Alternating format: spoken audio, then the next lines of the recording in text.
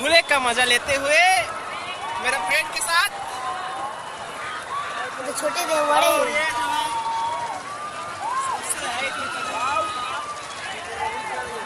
ये जहाँ मेला लगा हुआ है स्थान,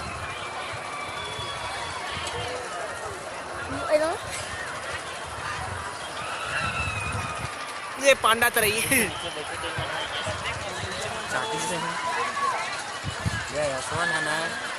ओ असला बता देती बहु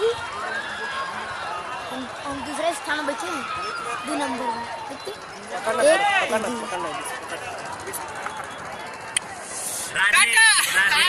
राधे को देखते हुए प्रोफेसर डॉक्टर राधेलाल संघ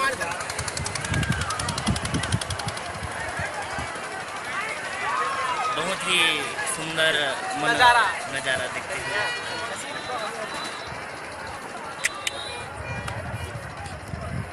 आज के इस नजारे आओ झूला है क्या हमला नहीं दिया भाई, सीधा नीचे उतरा था। यार एक फोटो खींचना था।